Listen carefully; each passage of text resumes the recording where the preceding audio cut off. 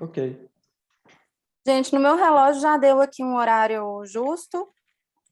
Então, vamos dar início aí, finalmente, à live que começou e não terminou semana passada. Acho que foi para deixar um gostinho de quero mais com todo mundo, né? Acho que também para a gente tentar ver se o acórdão saía, não saiu. Então, primeiro eu queria dar boa noite a todo mundo, agradecer a presença. Só admitir mais uma pessoa aqui. Agradecer a presença nesse início de noite, final de tarde, todo mundo cansado, mas fico muito feliz com a presença de todo mundo. Queria me apresentar também, meu nome é Mônica Furtado, eu sou advogada trabalhista há bastante tempo, diretora da Diretoria de Atualização Jurisprudencial da Comissão de Direitos Sociais e Trabalhistas da OAB, aqui de Minas. E hoje nós temos aqui 3 convidados muito especiais, que eu particularmente tenho um carinho enorme, para o nosso debate sobre o recente julgado do STF a respeito do tema 1046. Se vocês não sabem o que é o tema 1046, espera aí um pouquinho que a gente vai explicar. Hoje a gente não vai ficar fazendo muitas manobras com palavras difíceis, nada disso. Nosso objetivo aqui é passar o conhecimento, tanto para estudantes quanto para os nossos colegas advogados também. E com muita, muita alegria também, que a Diretoria de Atualização hoje está contando com a parceria e a participação da Oficina de Estudos Avançados, o IPCPT, que é Interfaces do Processo Civil com o Processo do Trabalho. É um grupo de estudos vinculado à Milton Campos, à Faculdade de Direito Milton Campos, capitaneado pelo nosso querido e ilustre, experiente professor Luiz Ronan Neves Cury, que é desembargador aposentado do nosso tribunal aqui de Minas Gerais. Então, só por aí dá para ter noção do quanto essa oficina é especial e traz muito trabalho e muito lucro do ponto de vista intelectual para a gente.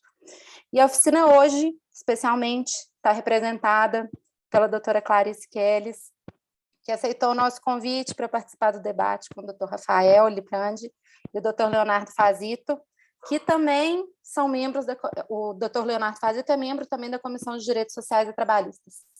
E eu vou passar inicialmente a palavra para a doutora Clarice, para ela abrir os trabalhos, mas vou aqui pegar um minuto. Olha eu aqui, a minha tecnologia, né?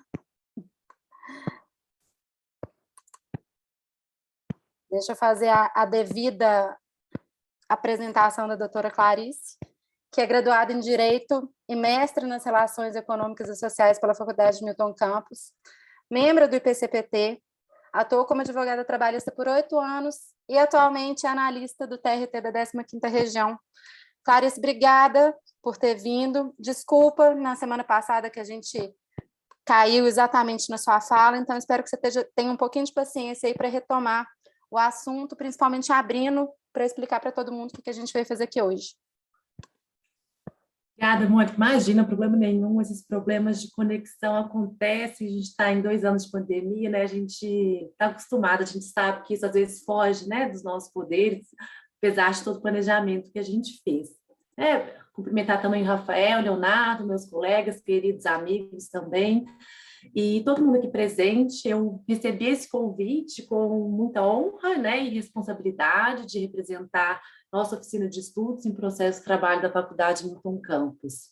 E especialmente se tratando desse assunto, né, que é mais um dos polêmicos julgamentos do Supremo envolvendo direito do trabalho, que inclusive é a área que eu mais gosto de estudar, analisar decisões, né, que foram proferidas, e a gente fazer essa conexão, né, da teoria com a prática, ver como os tribunais estão analisando, entendendo como é que está sendo, né, construído esse entendimento a respeito do direito do trabalho.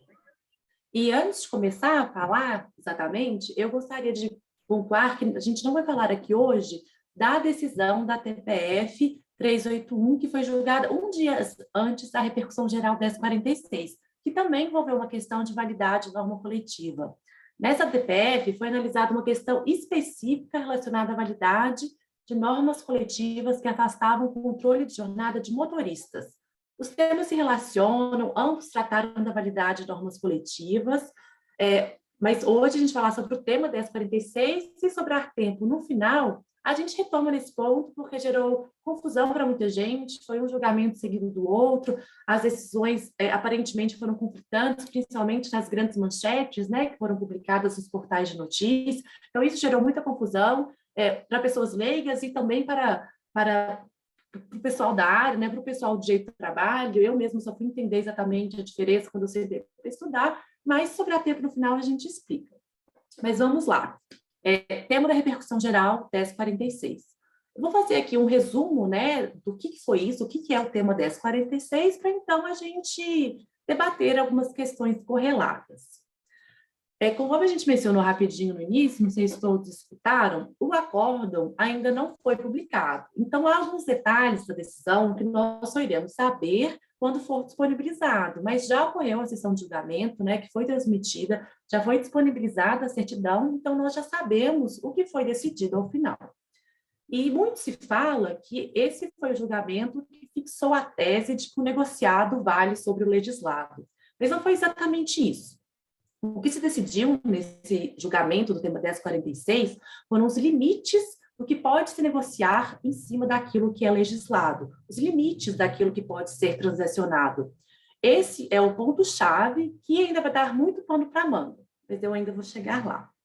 O processo que foi selecionado para representar a repercussão geral, no qual a decisão ali proferida seria aplicável para todos os demais processos semelhantes, foi um recurso extraordinário com agravo, número 112.1653 de Goiás. Ele é oriundo do TRT da 18ª região, que fica em Goiás.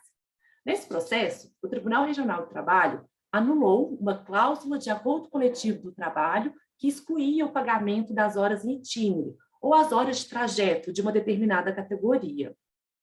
Até a reforma trabalhista de 2017, havia uma previsão na CLT de que essas horas de trajeto, quando o local de trabalho do trabalhador era de difícil acesso ou não servido por transporte público e a empresa fornecia a locomoção, que na jornada de trabalho, e isso poderia gerar o pagamento de horas extras. Assim, nesse caso, apesar de haver uma legislação impondo o cômputo dessas horas na jornada de trabalho, houve uma negociação coletiva que afastou o pagamento dessas horas extras, ou seja, afastou o cômputo dessas horas de trajeto na jornada de trabalho. E o Tribunal Regional entendeu que isso não poderia ser feito e invalidou essa cláusula da negociação coletiva. Esse que é o pano de fundo, né, que foi selecionado para apreciar e que chegou ao Supremo para julgamento. Após vários recursos, né, esse processo chegou no Supremo Tribunal Federal, sendo arguída diversas violações, né, à Constituição, mas, em especial, a violação ao artigo 7º, inciso 26 da Constituição, que estabelece o reconhecimento das convenções e acordos coletivos de trabalho. Em maio de 2019, foi reconhecida a repercussão geral sobre a matéria, sendo, então, determinada a suspensão nacional de todos os processos que versem sobre esse mesmo tema, que foi fixado como a validade da norma coletiva de trabalho que limita ou restringe direito trabalhista não assegurado constitucionalmente. Entendemos que era um tema recorrente nos tribunais trabalhistas brasileiros, e isso gerava uma insegurança quanto à validade e alcance das convenções coletivas de trabalho, considerando ainda, em especial, esse artigo 7º, inciso 26, que eu mencionei, que reconhece, né, os pactos coletivos. E isso deu ensejo ao reconhecimento da repercussão geral, que recebeu o número 1046. Ou seja, o leading case, né, o processo selecionado para representar essa controvérsia, foi o agravo em recurso extraordinário número 112.1633, e a repercussão geral reconhecida recebeu o número de 1046, que é como se conhece o julgamento, né? O julgamento 1046, repercussão geral 1046. Então, o processo foi finalmente julgado no início do mês, a sessão foi no dia 2 de junho. E, analisando esse caso concreto, o Supremo entendeu que a cláusula coletiva não poderia ter sido invalidada, tal como fez o TRT. Isso porque, apesar da CLT, na época, possuir essa previsão de pagamento das horas em itinerário, né, das horas de trajeto, entendeu-se que essas horas de trajeto faziam parte do núcleo disponível dos direitos do trabalhador. é aquele núcleo que pode ser transacionado, considerando que a própria Constituição permite uma margem de negociação relativa à jornada de trabalho. Privilegiou-se a autonomia coletiva. Na visão do Supremo, abre-se mão de certos direitos em favor de outros. Entendeu que não se pode analisar também uma cláusula coletiva de forma isolada, devendo analisar todo o conjunto daquele pactuado, um pouco como a teoria do conglobamento, tão estudada no direito coletivo do trabalho, que foi inclusive mencionada na sessão de julgamento do Supremo. Nesse caso específico, nesse julgamento específico, por exemplo, essa convenção coletiva que foi invalidada, havia outros auxílios e outros benefícios para o empregado que não estavam previstos em lei.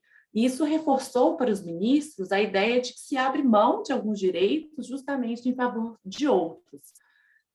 Houve uma presunção de simetria de poderes no campo da negociação entre o empregador e os sindicatos empregados, privilegiando-se, novamente, essa autonomia coletiva, essa expressão, autonomia coletiva, foi muito usada nesse julgamento, e a proteção constitucional que é dada a essas negociações coletivas. E outro ponto que foi ponderado no julgamento é que a hipossuficiência do trabalhador, que também é muito falada no direito do trabalho, não se sustentaria quando a negociação coletiva fosse através de sindicatos, porque não seria o empregado negociando diretamente com o empregador, mas sim uma entidade sindical que teria paridade de armas. Esse argumento de simetria de forças é objeto de inúmeras críticas, afirmando-se muito se tratar de uma falsa simetria, especialmente nesse contexto atual que estamos, de enfraquecimento dos sindicatos, mas isso a gente vai abordar um pouco mais para frente. O Leonardo tem muita experiência com esse assunto, certamente vai saber falar sobre isso muito melhor do que eu.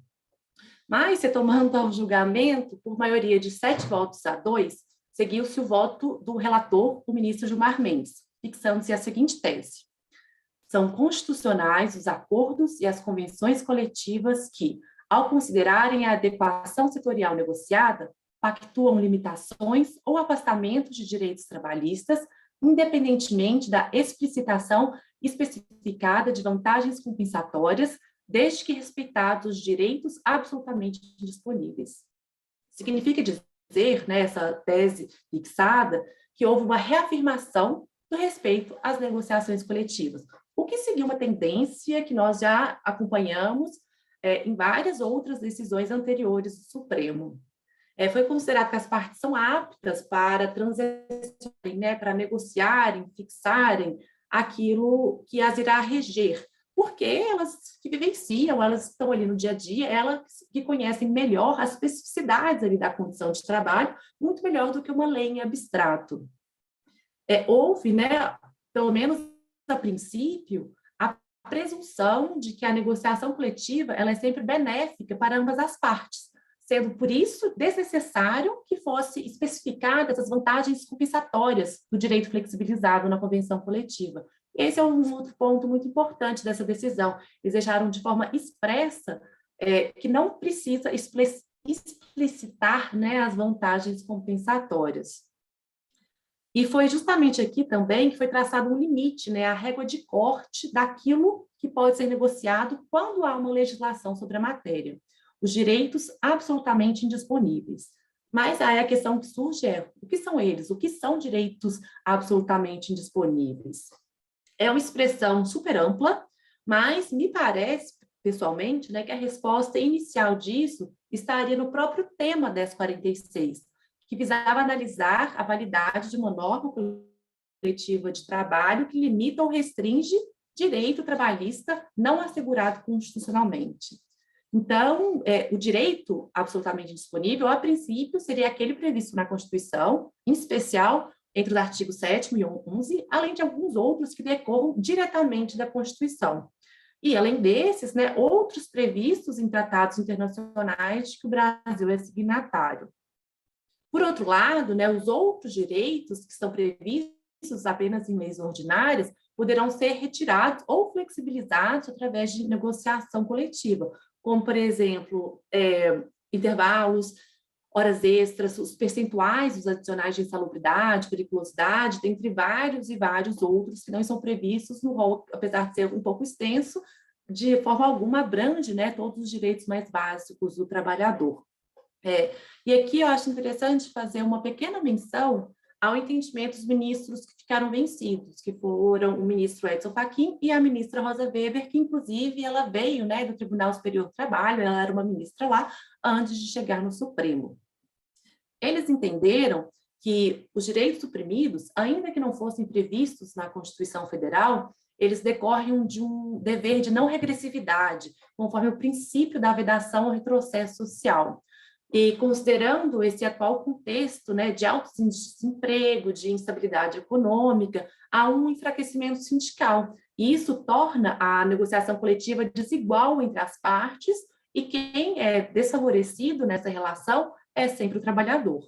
Mas esse não foi o entendimento que prevaleceu. A tese prevalecente, né, irá orientar todo o Judiciário Nacional, ela é uma decisão de observância obrigatória e vincula, né, todos os outros demais tribunais e juízes, e o primeiro reflexo que se vislumbra desse julgamento é a interrupção da suspensão das mais de 50 mil ações que aguardavam esse julgamento, que discutem a validade, né, de cláusulas coletivas, e isso são dados que o Conselho Nacional de Justiça divulgou. Eu acredito também que apenas com a divulgação, né, do acordo vai ser possível um detalhamento, né, mais preciso do núcleo de direitos que não poderão ser transacionados. Qual que vai ser, na visão do Supremo, né, esse patamar mínimo civilizatório, quais são, de fato, esses direitos absolutamente indisponíveis que foi mencionado na certidão de julgamento. E é uma matéria que certamente ainda vai suscitar, né, vai gerar muitos debates, muitas controvérsias, tanto na doutrina quanto em decisões, e isso vai ser objeto de muito estudo para todos nós ainda, tenho dúvida nenhuma sobre isso. Larissa, eu tenho uma dúvida aqui, né? Desculpa te interromper, mas uma dúvida. Primeiro eu ia pedir para você esclarecer quem que tinha ficado vencido, né, nesse julgamento, especialmente porque a gente sabe que lá no Supremo, hoje em dia, a Rosa Weber é a grande cabeça trabalhista, né? Mas não desmerecendo Talvez a única, né? Não desmerecendo os outros, mas eu queria realmente saber quem que era a outra pessoa que estava com ela. E eu estava até olhando aqui no site do Supremo aqui agora, esses processos me parecem, esse julgamento é desde 2018 que estava parado, ou é um pouquinho antes disso? Pelo que eu vi aqui do tema 1046... A repercussão foi em 2019. Esse processo chegou no Supremo em 2018. Isso, então, assim, é para todo mundo aí que é um pouquinho mais leigo, ou que ainda não está na labuta, para ver como que uma situação dessa demora, né, para ser resolvida, né? A gente passa, às vezes, até por governos, e quem falar que não tem uma questão política também está um pouco equivocado. E como que essa decisão, embora não esteja com um acórdão pronto, conseguiu liberar tanto o processo, né? Esses dias eu estava com um processo de 2015 que liberou agora, né? Liberou agora com o julgamento. Então, o juiz não quis esperar o acórdão. Como que isso traz celeridade para a gente? São quantos processos? Mais de 50 mil, né? Parados? Mais de 50 mil, e foram mais de 3 anos, né, de suspensão do processo. Isso é um impacto muito além do judiciário, dos jurisdicionados, né, que estão ali esperando a solução desses problemas, uma insegurança de não saber, né, realmente como que seria decidido. Então, é um julgamento que realmente vai destravar muito o processo. E, assim, é importante também destacar que é um tema que gera uma diferença na conclusão do processo muito grande. É diferente, às vezes, daquela questão que a gente teve também, que parou muitos processos do reflexo do repouso semanal remunerado, da OJ. Não, esse processo é um processo que ele pode revirar uma condenação ou então gerar condenações, né? Mas tem outra questão que eu tenho visto, que alguns, né, desembargadores estão até esperando para prosseguir, né, o julgamento de alguma dessas ações que estão suspensas, é justamente para ver se o acórdão ele vai delimitar, explicar melhor qual é o entendimento do Supremo desses direitos absolutamente indisponíveis. Porque existem interpretações, né, elásticas, super ampliativas do que seria esse absolutamente indisponível, o que poderia acabar por reduzir o alcance dessa decisão do Supremo, como também interpretações super restritivas, limitadas, por exemplo, ao rol do artigo 7º até o artigo 11 da Constituição, o que também poderia acabar por reduzir a proteção das conquistas dos trabalhadores através de lei. Então, claro, né, que já pode, com o próprio julgamento, já pode prosseguir, mas ainda eu acho que com o acórdão em si, aí que realmente vai ficar mais claro, né, qual que é, o que é isso, o que pode flexibilizar, o que pode ser negociado, né, ou não. E até finalizando já a minha parte, eu acho importante fazer só uma menção que essa decisão não significou o afastamento da jurisdição, não impede que nenhum trabalhador procure a justiça para discutir a validade de uma norma coletiva. Eu escutei alguns comentários nesse sentido, né, e eu acho importante mencionar, porque o trabalhador, né, ou quem que estiver querendo questionar ou não sentir que aquela cláusula, né, coletiva é legítima, ele ainda pode buscar o judiciário se ele entender que aquela convenção extrapola os limites autorizados para a negociação coletiva. A negociação coletiva ela não é absoluta, ela não pode transacionar sobre o que ela, né, as partes, os sindicatos bem quiserem. Ainda existe um núcleo, né, de proteção que não pode ser transacionado. Então, se entender que houve essa violação, é claro que, né, o judiciário está aí para ser acionado e ter, né, essa controvérsia solucionada. E tem muitas óticas, né, que se pode analisar essa decisão, criticar ou elogiar, mas há muito a ser discutido, ser conversado sobre esse tema. Eu devolvo agora a minha palavra para a Mônica, para a gente prosseguir na análise de alguns contextos, né, que envolvem essa decisão, e eu agradeço novamente o convite e a presença de todo mundo aqui hoje. Ô, Clarice, muito obrigada. Você sabia que seria uma representante autora do IPCPT? Quer dizer, né, dúvida nenhuma. E eu te agradeço por ter feito essas considerações iniciais, principalmente explicado aí a diferença da DPF, explicado de onde que veio esse processo, né? Esse tema das 46. Mas agora eu vou tentar ser um pouquinho sucinta e vou apresentar aqui meu colega, meu caro e ilustre colega Leonardo Fazito, doutor Leonardo. Ele é graduado em Direito pela UFMG, mestre em Direito pela Universidade de Paris III, advogado sindical e trabalhista, membro da Comissão de Direito Sindical da OAB e membro do IPCPT. Então, hoje a gente vai ter aí não só uma visão dos advogados trabalhistas puros, né, que eu digo puros que não estão dentro do sindicato, mas uma visão ímpar do que o doutor Leonardo pode trazer para a gente. Fica à vontade, Léo. Muito boa noite, Mônica, boa noite, Rafael, boa noite, Clarice, boa noite a todos que estão nos assistindo. É um prazer e uma honra fazer parte dessa mesa com amigos tão queridos e pessoas tão competentes, né? O que eu pensei quando fui convidado, e antes de começar eu queria agradecer muito a doutora Mônica pelo convite, em nome da Comissão de Direitos Sociais e Trabalhistas, e em nome do IPCPT também, né? Que, como ela disse na introdução, é hoje em dia um oásis de boas discussões e bons debates no meio de tanta aridez intelectual no mundo jurídico, né? É muito bom, muito prazeroso e muito enriquecedor conversar com vocês semanalmente, ou quase, né? E estarmos aí aprofundando essas discussões. O direito do trabalho, que é um direito tão rico em interpretações, né? Uma das partes da minha fala vai dizer justamente a respeito dessa dialética que tensiona e que enriquece o direito do trabalho, né? Então, começando, essa decisão do STF é daquelas decisões que nos fazem perguntar o que aconteceu de errado com o direito do trabalho.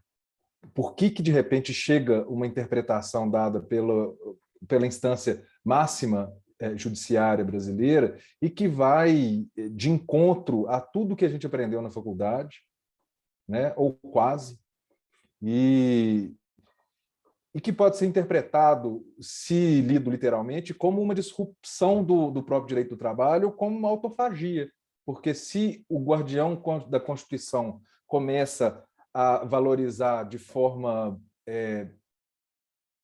que eu digo que não seria nem autorizado pela lógica e pela doutrina brasileiras, o que são alguns princípios de direito do trabalho que a gente aprende nas primeiras aulas, invertendo, inclusive, a hierarquia das normas e a possibilidade de construir um direito do trabalho sistêmico, né? Nos fazem voltar ao início de tudo. Foi o que eu pretendi fazer aqui com essa minha fala. Vou tentar trazer para vocês aqui de uma forma mais resumida possível. São temas que eles se abrem, e eu vou tentar não abri-los demais, porque senão a gente não vai ter tempo, né? E eu gostaria depois muito de ouvir o Rafael falando da casuística, né? Então, a nossa proposta aqui foi uma primeira apresentação da Clarice, que foi brilhante. Muito obrigado, Clarice, a respeito do como se deu esse julgamento. Eu vou tentar trazer alguns elementos teóricos para a discussão, e o Rafael vai fazer a análise dos casos, né? A análise prática do que é que está acontecendo após e antes desse julgamento. Bom, a tese fixada pelo STF ela é problemática, porque, longe de julgar luzes definitivas sobre o tema em questão, que é um debate que tem mais de 20 anos, o legislado sobre o negociado sobre o legislado, traz mais insegurança jurídica, porque utiliza de conceitos que não são consolidados nem na doutrina, nem na jurisprudência, e outros conceitos claramente equivocados, né? Essa má redação, e eu ouso dizer isso porque nós estamos aqui entre pares e as decisões elas devem ser cumpridas, mas elas não podem se furtar de ser criticadas, elas se relacionam, essa má redação ela se relaciona com alguns problemas estruturais do direito do trabalho. Eu vou levantar 3 para a gente debater, tá? A dialética intrínseca ao ramo do direito, que foi o que eu comentei logo no início, a baixa legitimidade teórica perante outros ramos do direito, que faz com que o direito do trabalho seja uma espécie de cão vira-lata do direito, né? O mercado persa, igual as pessoas costumam criticar, e uma crise paradigmática que tem assodado e assolado o direito do trabalho nos últimos 30 anos também, né? E aprofundada com a reforma trabalhista, que, no meu entendimento, seria mais um sintoma dessa crise do que uma causa, né?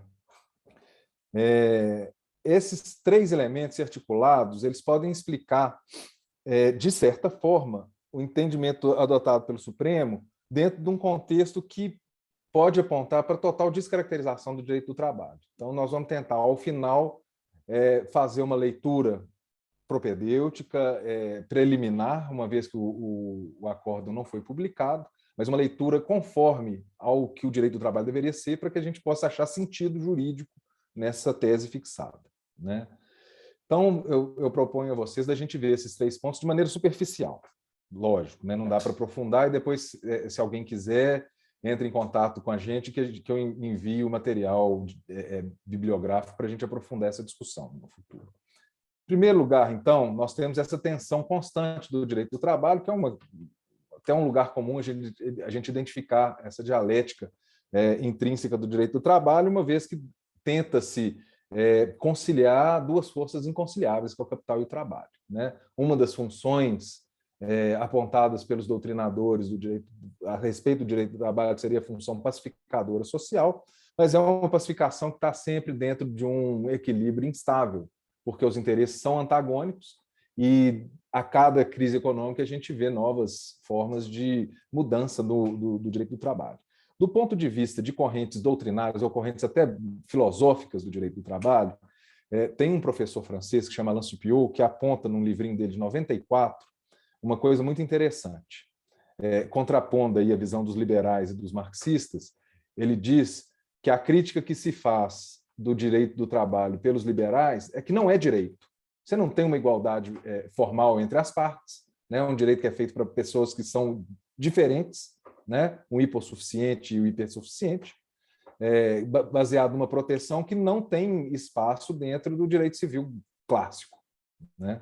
Então, para os liberais, o problema do direito do trabalho é que não é direito. E para os doutrinadores de correntes marxistas, o problema é justamente o contrário. O direito do trabalho é um problema porque ele é direito, porque ele justifica a exploração do trabalho humano, determinando ali até que ponto que pode ser feita essa exploração, a partir do qual a gente entraria aí numa situação de exploração extrema, escravidão ou regimes de servidão, né? Essa dialética do direito do trabalho faz com que ele seja constantemente invadido ou haja tentativas de invasão por parte de outros ramos do conhecimento humano, da política, como a Mônica falou em uma das falas dela, e hoje em dia cada vez mais pela economia, né? O direito do trabalho hoje em dia passa a ser muito mais um problema de questão de custo de produção do que de patamar mínimo civilizatório, como a Clarice mencionou, né? E como inserção do cidadão dentro de uma economia ativa. Então, esse é um problema estrutural que eu não vejo como resolver. É um paradoxo que a gente tem que, com o qual a gente tem que conviver. O segundo problema estrutural seria a baixa legitimidade teórica, esse complexo de vira-lata que o jurista de direito do trabalho normalmente se depara durante a sua carreira, né? A gente basta olhar numa biblioteca jurídica ou numa livraria jurídica a quantidade de livros que tem de direito civil e a quantidade de livros que tem de direito do trabalho para ver do que eu estou falando, né? É um direito que é mais novo historicamente e, por isso, ele tem uma peculiaridade interessante. O trabalho humano ele foi estudado por outros ramos das ciências sociais antes que o direito pudesse fazer toda aquela formulação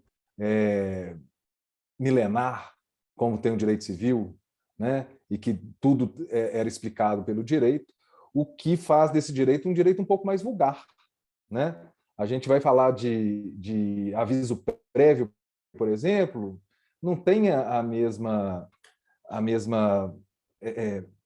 o mesmo peso teórico de você falar de uma cláusula rebus sic stantibus, do exceptio non ad implete contractus, sabe? Que tem milênios de história aí por trás.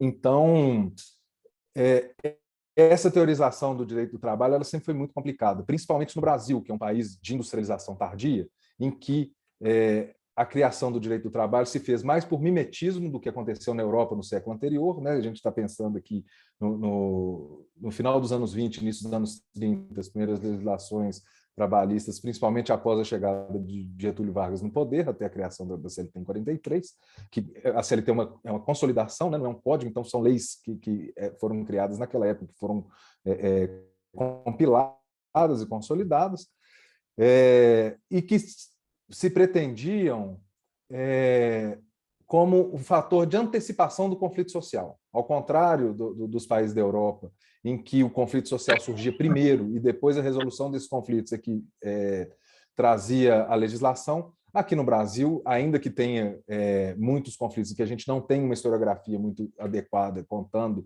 a respeito deles, e a gente fica com aquela questão do mito da outorga, que o Getúlio Vargas chegou como pai dos pobres entregando a legislação como se fosse a Bíblia, né, deles. Não é bem assim a história, mas, ao mesmo tempo, o Brasil é um país pródigo em massacre de conflitos sociais, né? Se a gente pegar a Inconfidência Mineira e todas as tentativas de revolução independentistas dos séculos XVII, XVIII e XIX, Canudos, o povo mata todo mundo e não deixa ninguém para contar a história, né? E o próprio poder normativo da Justiça do Trabalho, que traz para si o conflito coletivo para dar uma solução arbitral, ao invés de deixar as partes tentarem resolver, são exemplos desse autoritarismo brasileiro. E por que eu estou falando disso tudo? Porque, ao invés de chegar à conclusão de, bem, as ciências sociais já chegaram primeiro, vamos aprender com elas. O que está acontecendo? Estatisticamente, onde está o problema? Não. A forma de teorização do direito do trabalho tentou fazer essa imitação do direito civil através da criação de alguns, ou principalmente do direito constitucional, que é um pouco mais novo, né?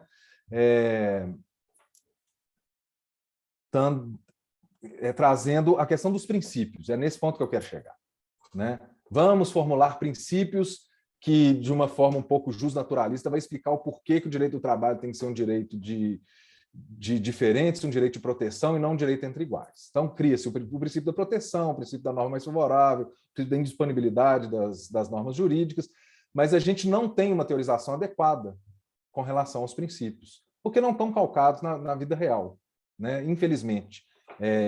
tenta-se deduzir princípios através até de teorias mais novas, como do Robert Alexis, lá da Alemanha, para poder trazer isso para o Brasil e explicar num determinado momento histórico, no final dos anos 70 e início dos anos 80, ou mais para frente um pouco, final dos anos 80 e início dos anos 90, com Américo Pla Rodrigues, o Uruguai primeiro, mas depois foi adotado pelo Maurício Codin, pela professora Alice, e hoje em dia todos os manuais trazem esses princípios, mas cada um traz a sua lista de princípios, né?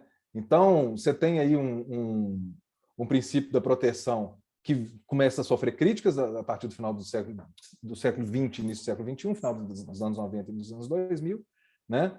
Mas aí você começa a ter o princípio, por exemplo, da proteção da atividade econômica, o princípio da autonomia coletiva privada, o princípio da adequação setorial negociada. São mesmo princípios? Vamos pensar na adequação setorial negocial setoriado, como é que eles falam aqui? Adequação setorial negociada, que traz que está iniciando a nossa tese fixada que a gente está analisando. Ela existe na Constituição? Existe como exceção aos incisos 6, 13 e 14 do artigo 7º da Constituição. E como que vem esse princípio da adequação setorial negociada? O direito vem à irredutibilidade dos salários, por exemplo, no inciso 6, salvo negociação coletiva. Né? A jornada de 8 horas, salvo negociação coletiva, e a compensação de jornada, salvo negociação coletiva. Como que uma exceção se transforma em princípio? Eu acho isso muito problemático, né? Principalmente porque o caput, e aí a gente já vai tocando no assunto da indisponibilidade absoluta, que é outro mistério dessa tese fixada, o caput do artigo 7º fala que são direitos dos trabalhadores urbanos e rurais, dentre outros que visem a melhoria de sua condição social. O princípio é o da proteção, o princípio é da disponibilidade dos direitos e o princípio é da vedação à redução de direitos, né? Então a gente fica com essa questão um pouco complicada, né? Então a gente vê que essa questão dos princípios, que no momento foi muito importante para marcar a autonomia didática, autonomia teórica do direito do trabalho, isso no manual do Maurício Codin, por ele ser mestre em ciência política, ele faz um apanhado muito interessante a respeito disso. Hoje eu imagino e creio que essa teorização pelos princípios alcança o seu limite, né? Porque qualquer princípio é princípio, qualquer coisa pode ser dita e não dita com os princípios, né? Então, eu acho que esse déficit teórico do direito do trabalho deixa a conceituação de princípios cada vez mais aberta e a gente acaba tendo decisões judiciais vinculantes, como é a tese fixada no tema 1046, criando um princípio que não se sustenta dentro da própria Constituição. A gente tem um órgão de controle de constitucionalidade dizendo que um princípio que não existe é um princípio de direito do trabalho, que é esse princípio da adequação setorial negociada, né?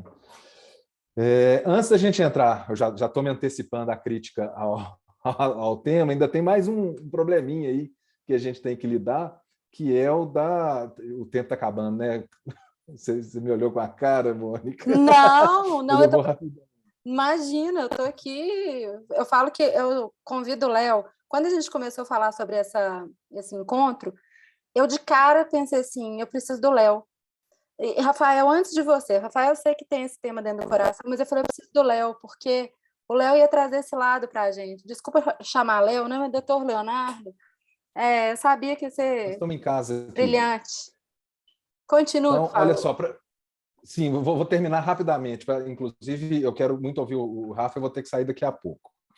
Então, a gente está vivendo uma crise paradigmática do direito do trabalho, que a reforma trabalhista é pródiga em exemplificações, né? Mas não somente. Quando a gente tem uma lei 13429 de 2017, pouquinho antes da reforma trabalhista, permitindo a terceirização desenfreada, quando a gente tem o Supremo Tribunal Federal decidindo pela terceirização desenfreada, e todas as leis, decretos, medidas provisórias, normas regulamentadores que foram exaradas aí nos últimos anos, a gente está vendo uma mudança assim, como eu não me recordo de ter visto antes na história brasileira, né? Os fatores são vários e complexos, existem crises econômicas cíclicas e recorrentes, até uma questão ideológica de uma meritocracia individualista e o empreendedorismo como sendo o motor da economia mundial e brasileira, né? E com aquela tendência a gente achar que o nosso esforço individual é suficiente para a gente ser feliz e que se a gente não consegue o sucesso econômico é porque a gente não se esforçou bastante, né? O que eu quero falar para a gente poder matar esse assunto em nenhuma direção nesse sentido. É uma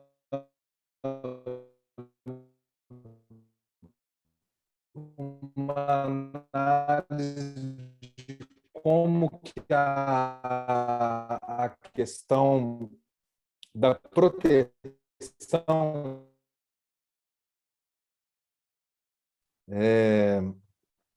a partir dos anos 2010, 2005, 2010, a gente tem um outro deslizamento desse conceito de proteção. A proteção deixa de ser, inclusive, com relação ao emprego, com a figura do emprego, e passa a ser a fonte de renda, né? Então,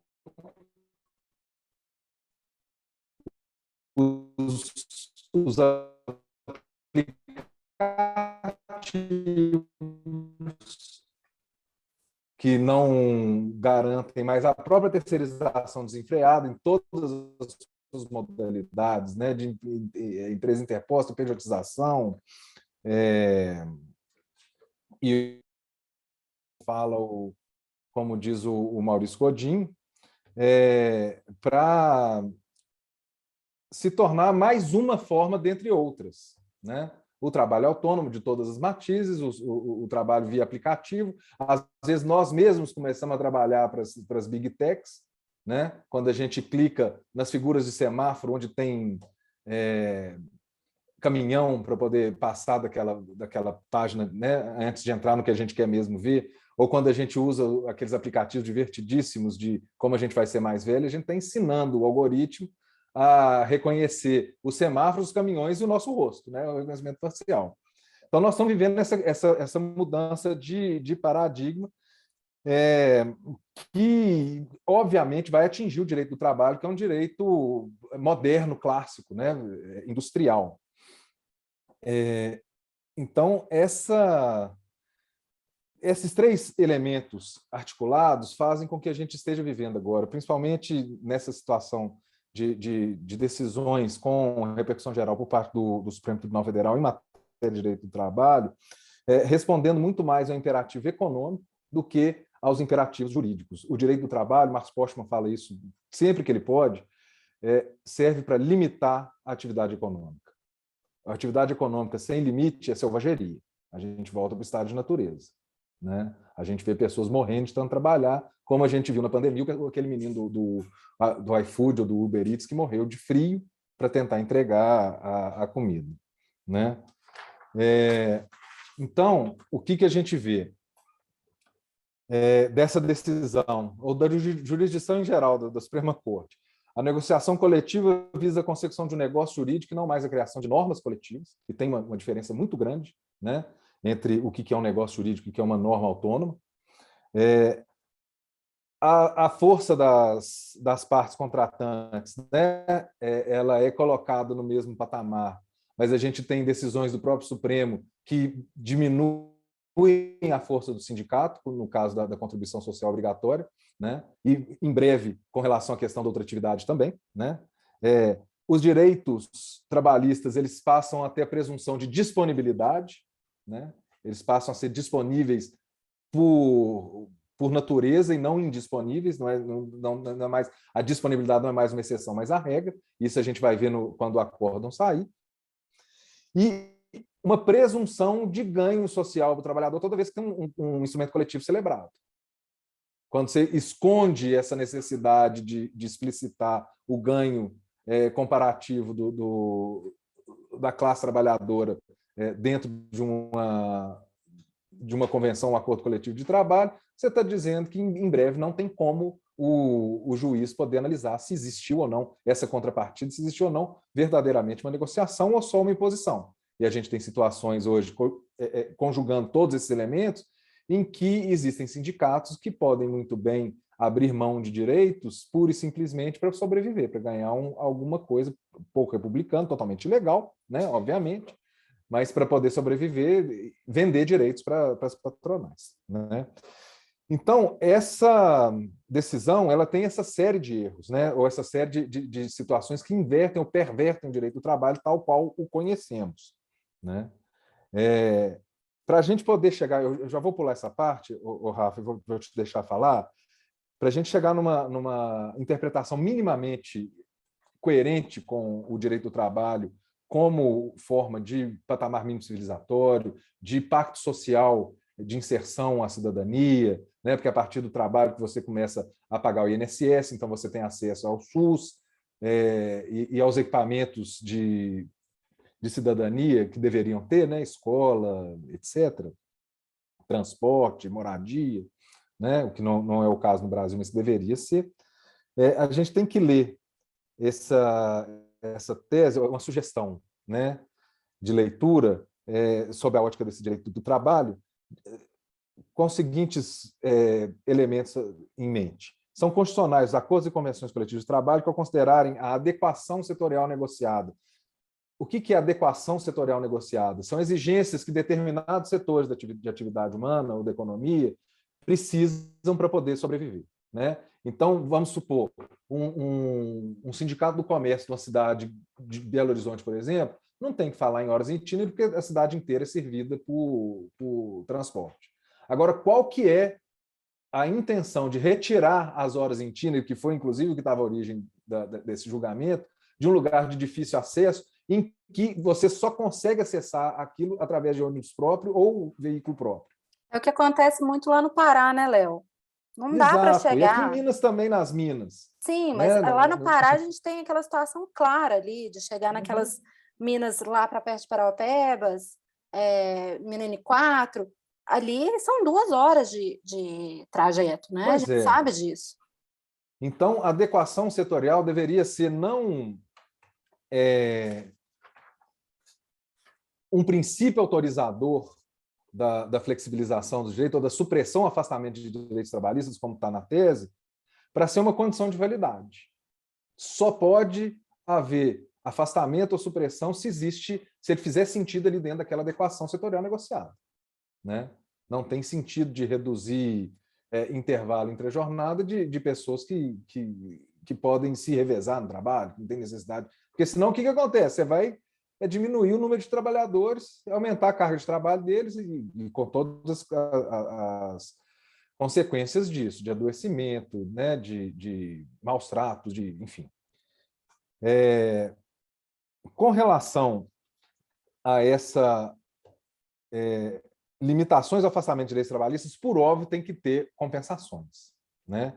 E eles não precisam ser explicitados, porque eles vão ser analisados dentro da teoria do conglomeramento, que eu não estou muito de acordo com ela, mas a gente não vai entrar nesse mérito agora, né? E desde que respeitados os direitos absolutamente indisponíveis. Até porque, né, Léo, se você entrar na teoria do conglomeramento... ela não tem nenhum sentido.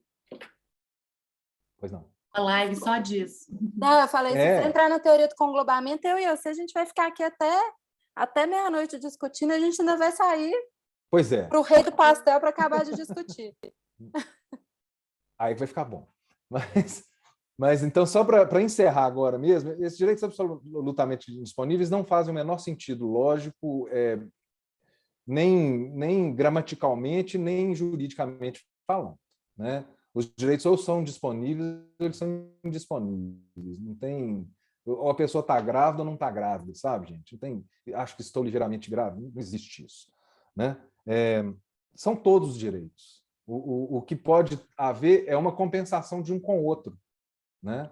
Não tem muito essa. Então, desse jeito, a gente consegue vislumbrar uma interpretação dessa tese do tema 1046 com alguma compatibilidade à Constituição Federal, inclusive, que é difícil de falar, né, em cima de uma decisão do Supremo, mas para a gente não considerar que essa decisão, em conjunto com outras, decreta o fim do direito do trabalho. Porque, se for essa a intenção, vamos acabar com o sindicato, vamos acabar com a legislação, deixa todo mundo negociar individualmente que vai dar certinho, né? E quando todo mundo morrer, a gente vê o que faz. Então, só para terminar, eu queria voltar a uma frase que eu disse, que uma sociedade capitalista sem direito do trabalho não faz sentido. É barbárie. Porque o direito do trabalho é que faz com que a gente integre essa sociedade de forma ativa, né? E aí a pergunta que se faz é isso que nós queremos? Então, são essas as considerações que eu queria fazer. Peço desculpa por ter me estendido muito e passo a palavra de volta para a Mônica. Imagina, é um prazer te ouvir, ainda mais assim, para mim, é um aprendizado absurdo quando o Léo fala, porque é uma realidade um pouco diferente do que eu atuo, e a gente tem que ser humilde também para falar assim, esse tema eu não entendo como o meu colega entende, eu estou aqui para ouvir, estou aqui para aprender muita coisa.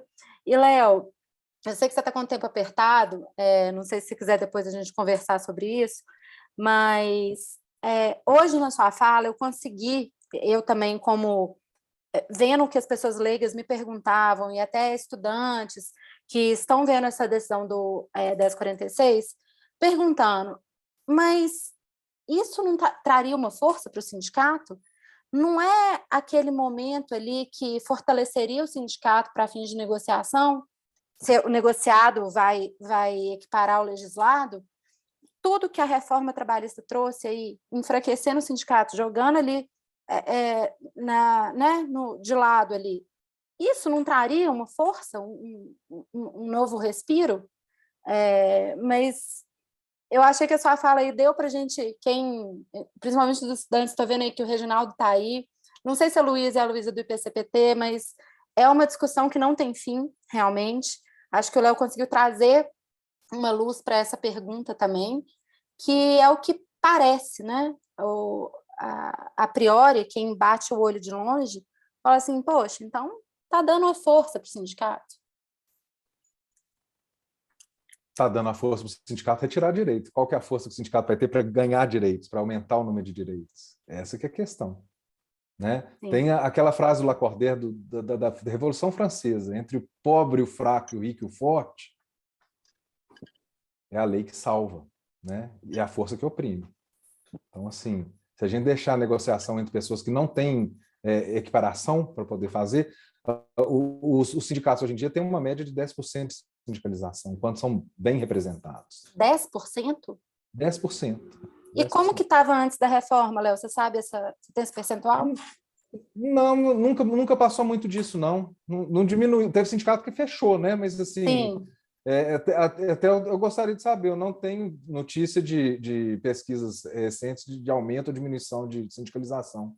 O que eu sei é que o sindicato está tendo que virar prestador de serviço para poder se virar. Arrumar um convênio com um clube, um apartamento na praia,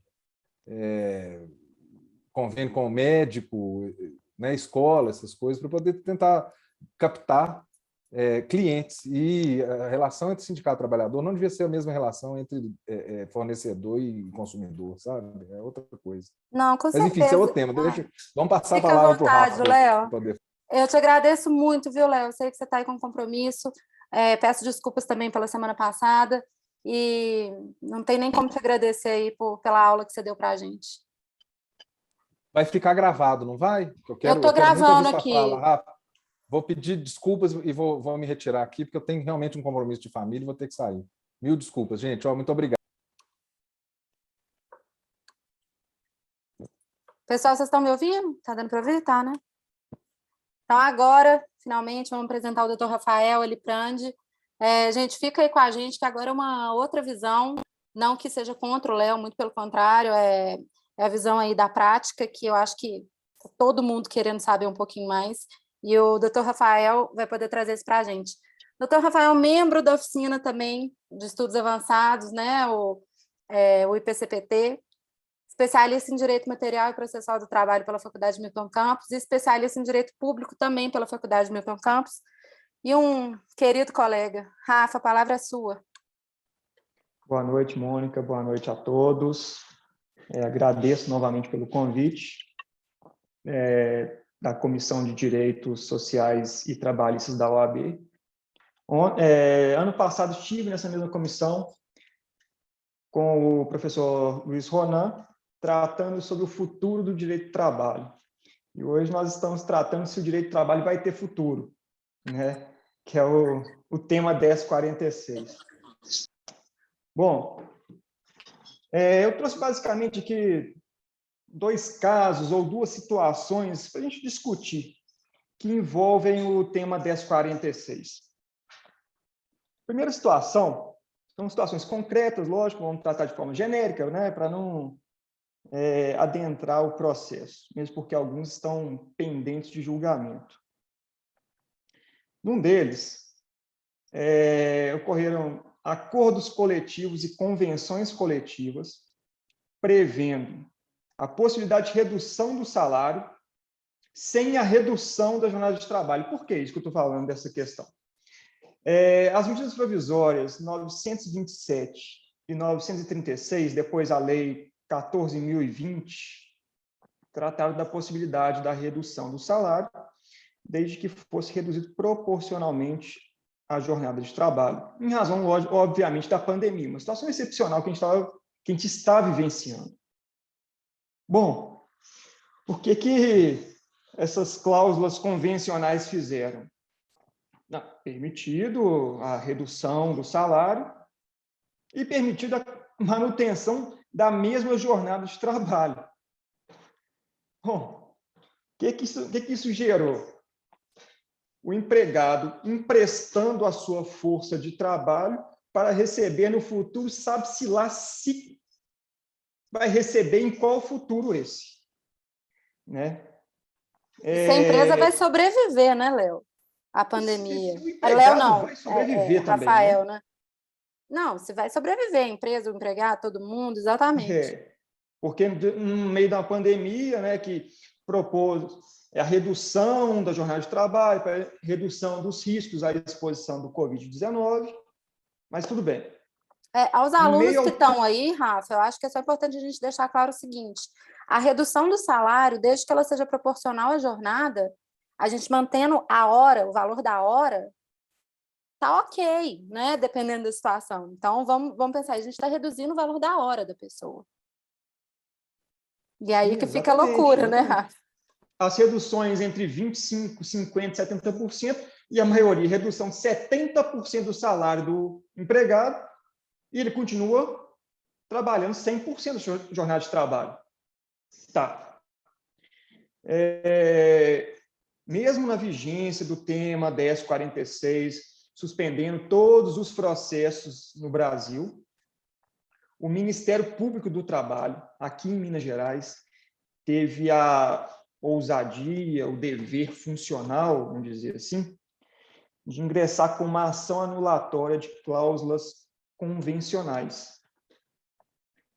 Essa ação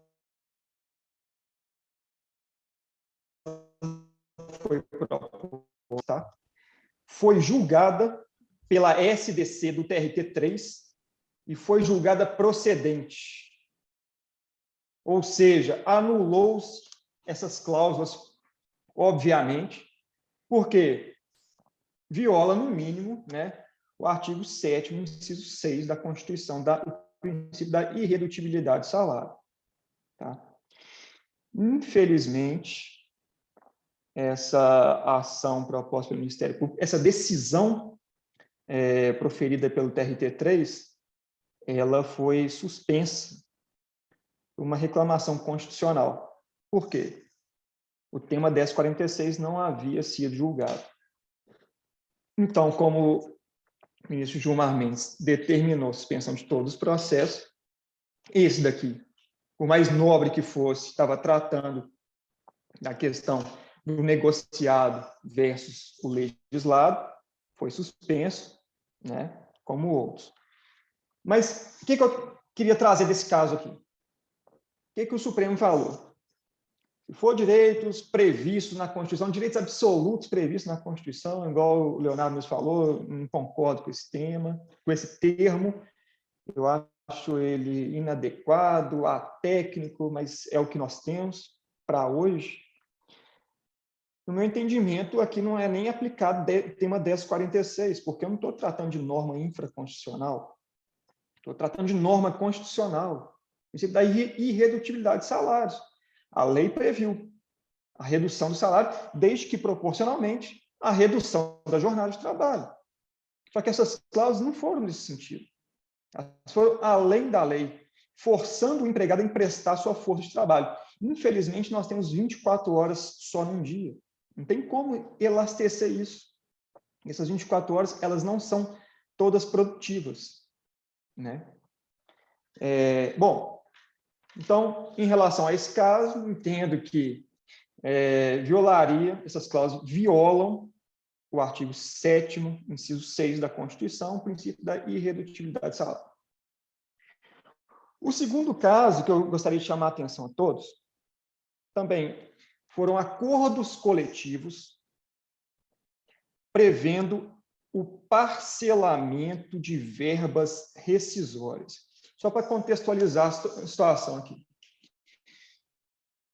O artigo 477, o parágrafo 6º do artigo 477 da CLT, determina que as verbas rescisórias sejam pagas no prazo de 10 dias.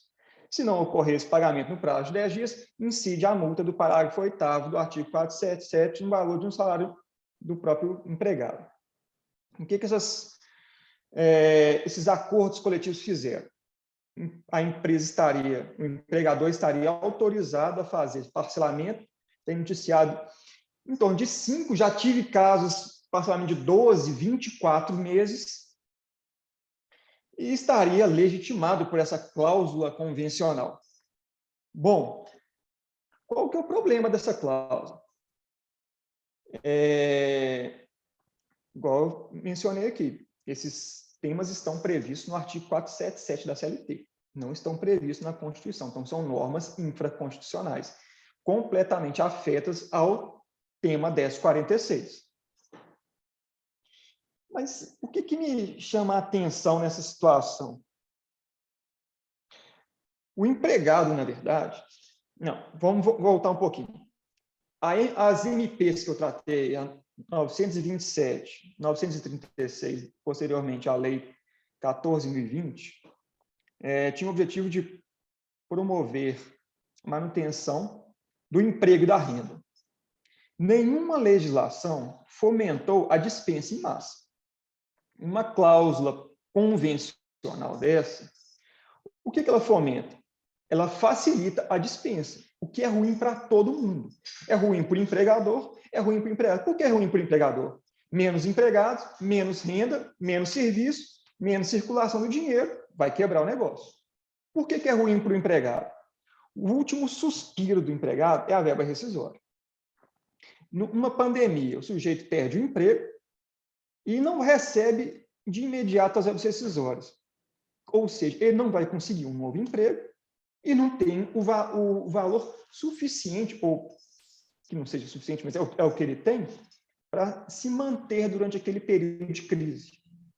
Rafa, inclusive é ruim para o governo, porque você vai colocar a pessoa num seguro-desemprego, você vai colocar a pessoa lá num bolsa pandemia, desculpa, eu esqueci a palavra, o benefício emergencial. Benefício emergencial, ou seja, isso aí vem para o bolso meu, seu, da própria pessoa, do próprio empregador, né? Então, a gente está tentando sanar uma coisa que está cada um jogando a bola um para o outro.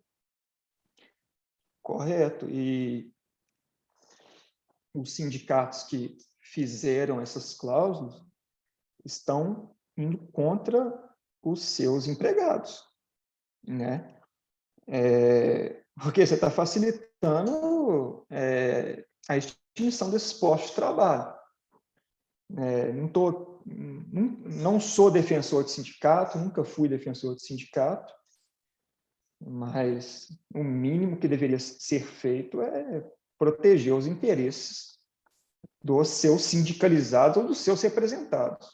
Nesse ponto aqui, Rafa, desculpa te interromper de novo, mas é importante também a gente diferenciar isso que está acontecendo daqueles incentivos por pedido de dispensa, né? Aqueles pedidos de dispensa voluntária, que são muito comuns em empresas grandes, que existem, de fato, benefícios que não são só uma multa do artigo, né, pelo atraso, porque nesses casos aí nem a multa deve ter, mas são 2 anos de plano de saúde, vale alimentação e tal, outros benefícios. Então, quem estiver assistindo e pensar assim, mas não é igual aqueles planos de dispensa voluntária. Não, é outra coisa.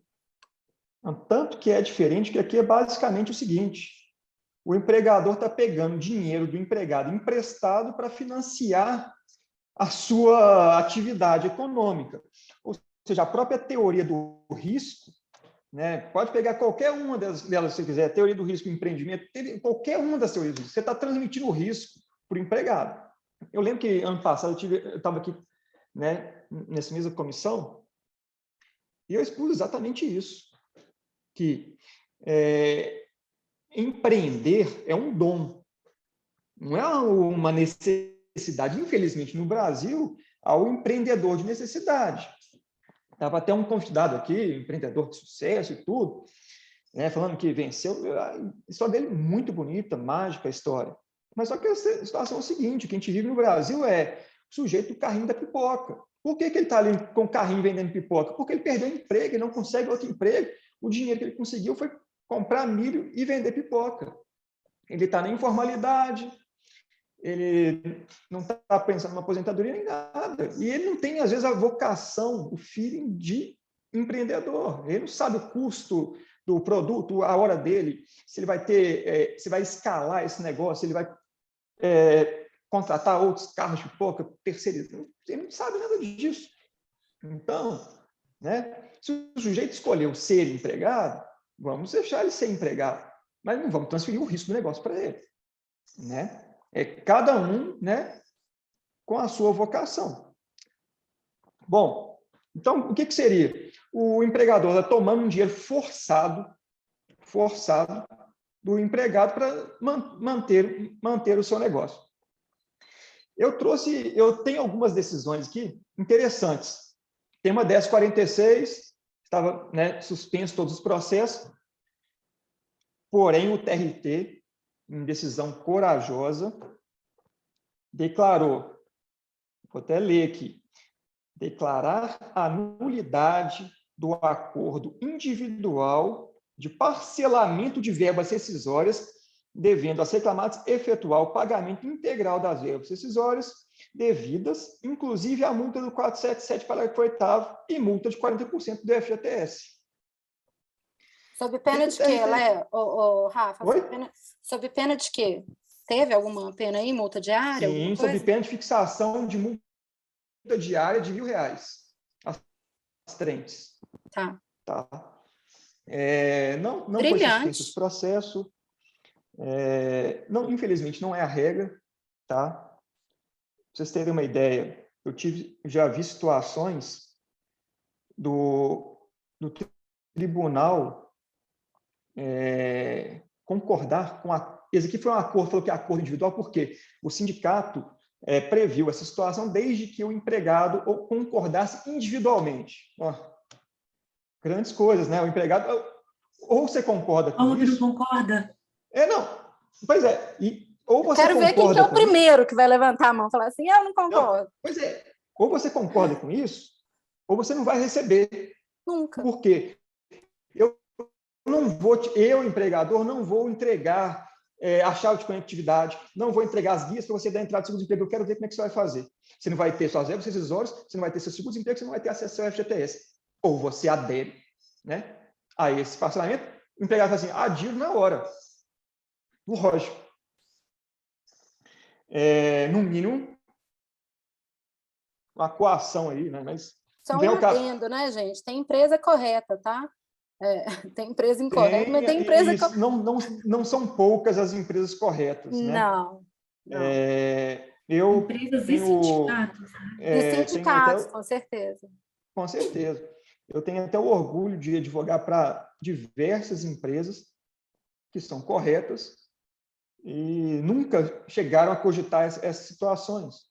Eu também, em diversas situações antes da pandemia, empresa quebrando e dando sangue para conseguir pagar, né? Empresa, assim, Empresas tomando empréstimo em banco. Exatamente, completamente. E não tomando empréstimo de empregado.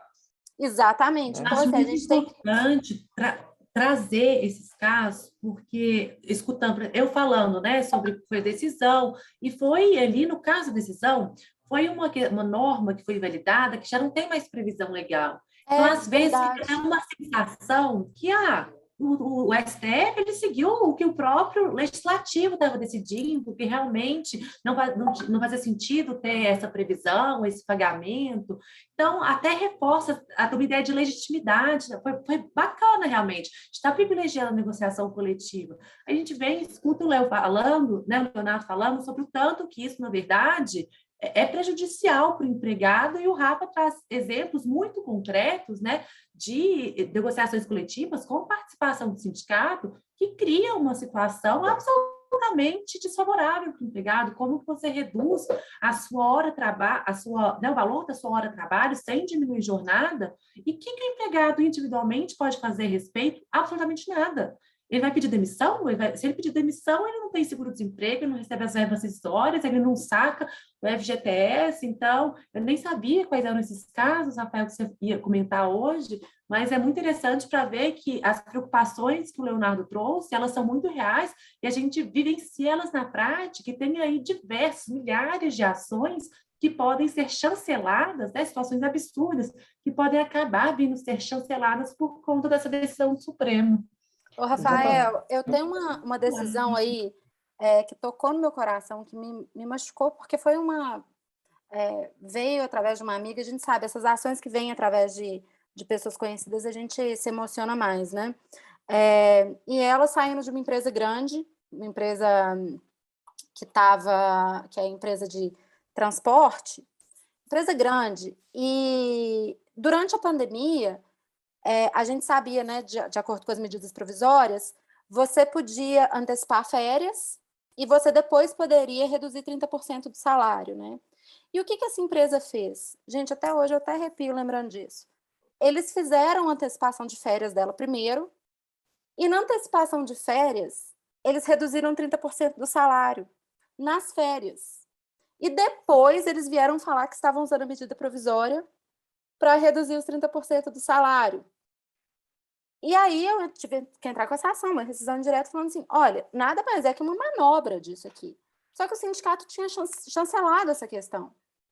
Só que não é possível. O judiciário teve que acolher em razão da convenção, mas eu fiquei assim, boquiaberta, como que essa questão era tão clara que era uma manobra judicial, uma manobra da convenção, para elas tecer o tempo da medida provisória, sendo que a medida provisória tinha tempo para ser utilizada. Bom, desculpa, abri meu coração. Exatamente. Aqui. E Acabou de transitar em julgado, por isso que eu estou sofrendo. Foi excelente sua intervenção. Me fez lembrar de uma situação também aqui. Eu sempre gosto de trazer casos concretos, gente. O direito é muito bonito, eu gosto muito, adoro a teoria. Não existe o direito sem teoria, né? Porque a gente não vê um direito sair correndo, né? Não, o direito ele é teórico, mas quando a gente materializa em um caso concreto, ele torna mais palpável. Teve uma situação também, justamente, houve a situação anterior que eu tratei, que foi a redução do salário sem a redução da jornada de trabalho, que a gente conseguiu uma rescisão indireta. Assim, houve descumprimento do contrato de trabalho, né? Conseguimos, já está em fase de execução e tudo. Mas voltando aqui à questão das verbas rescisórias, passamento de verbas rescisórias. Uma decisão muito importante. Então, tema 1046 não havia sido julgado. Uma decisão publicada no dia 16 de dezembro de 2020, auge da pandemia, né? Uma correição parcial do TST. E o que o TST falou? Reafirmando a jurisprudência do TST. Verba rescisória não pode ser parcelada. Incide, no mínimo, a multa do parágrafo 8º do artigo 477. Ah, mas parcelou e parcelou com a multa. Não interessa, não pode. A gente teve essa discussão no grupo, lembra, Léo? O grupo que eu digo, gente, é o IPCPT. A gente teve essa conversa no grupo ano passado, calorosa, Exatamente. né? Hoje eu vou me reter aqui. Então, seguinte, né, o próprio TST, né, por meio de correição parcial, para quem não está habituado, o que seria, vamos dizer assim, a correição parcial? Verdadeiro puxão de orelha. Olha, não faz isso não, você está errado. Tá? Não é, né, não seria nenhum recurso. Juiz, desembargador, não faz isso. É seu pai te chamando de lado, falando assim, vem aqui. Exatamente. Né? Mas aqui, então, a gente ficou falando muito do Supremo, mal do Supremo, Mônica, se estiver falando demais, você corta aí, tá? Mas aqui, a gente ficou, acho legal esse debate, ficou falando muito mal do Supremo, tudo, mas eu ainda vejo uma luz no final do túnel, tá? Por quê? O Supremo deixou, no meu entendimento, uma cláusula em aberto, e para mim isso foi essencial. O que eu entendi da decisão do Supremo? Vocês me corrijam se eu estiver errado. Se o direito trabalhista for previsto na Constituição, ele não vai poder ser transacionado, ou seja, negociado pelo sindicato. O que salvaria o seu caso aí da redução salarial. Correto. Se o direito está não só na Constituição, mas em tratados, né, convenções da OIT, né, ratificados do Brasil, e por aí vai. Ok. Se tiver previsto em norma infraconstitucional, ainda tem um filtro, que é o patamar mínimo civilizatório. E aí que salva a questão do artigo 477. Por quê?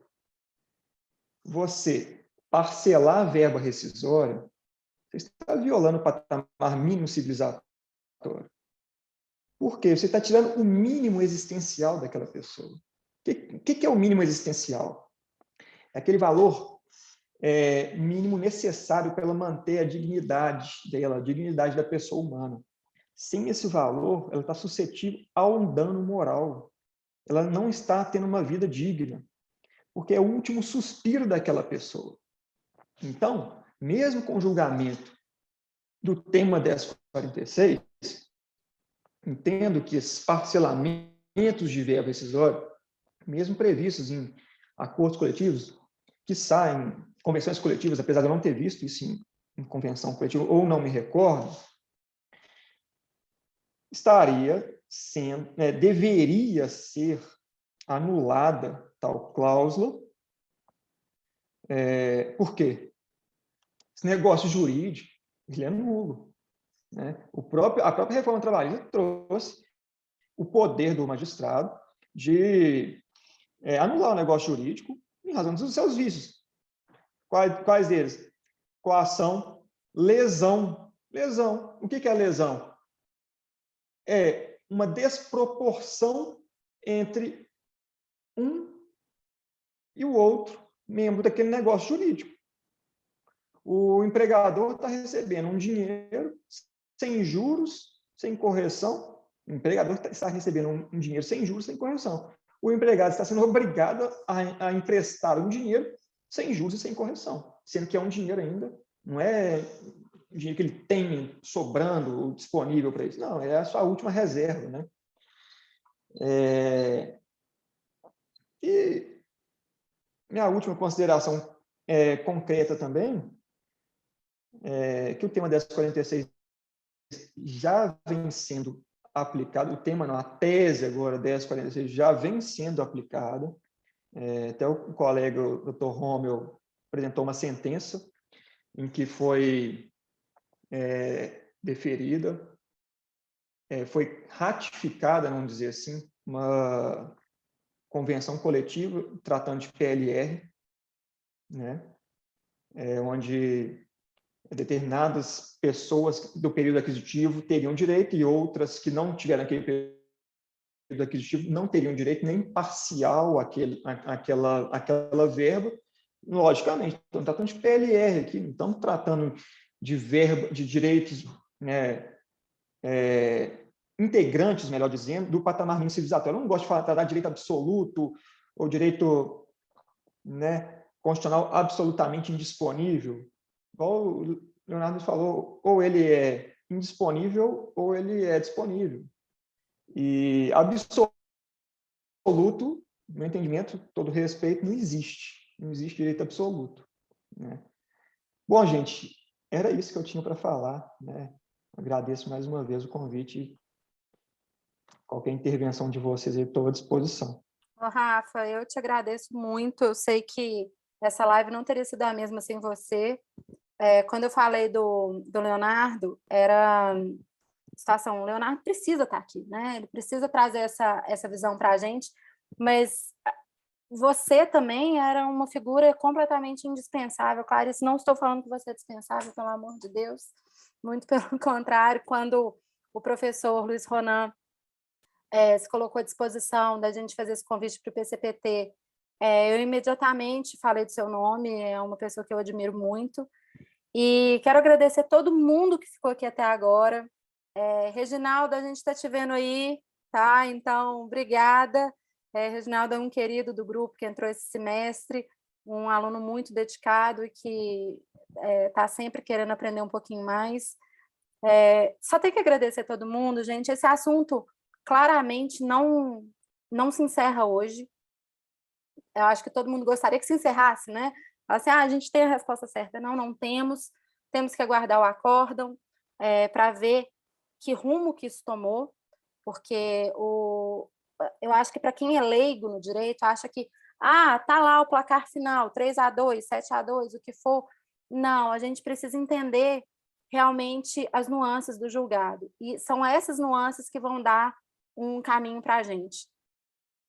Salvo o melhor juízo, eu não gostaria de falar isso, mas eu acho que essas nuances vão ser, né? Vão ser muito sem certeza. E isso vai continuar trazendo o judiciário a analisar o quê? Não o legislado versus o negociado, mas aquele direito é negociável? Então, eu acho que a gente está passando por um segundo patamar. Não mais o 1046, mas esse direito, ele é negociável? Então, eu deixo todo mundo com essa pergunta aí. Se alguém tiver algum questionamento, fica à vontade para trazer aí pessoalmente para mim ou para a comissão. A gente está à disposição para apresentar o que forem de material, ou a gente mesmo trocar uma ideia, a gente está à disposição. E um convite para todo mundo conhecer um pouquinho melhor o IPCPT, que está lá no Instagram. Se quiser vir participar de uma reunião, a gente vai adorar. Não sei nem se o professor deixaria eu falar isso, mas eu tenho certeza que deixaria. E agradecer Clarice, Rafael, Léo, que já saiu. Muito obrigada, gente. Muito, muito obrigada mesmo. A gente que agradece, Mônica. Boa noite a todos, gente. Obrigado, gente. Boa noite a todos. Boa noite a todos aí. Obrigado. Obrigada, doutor.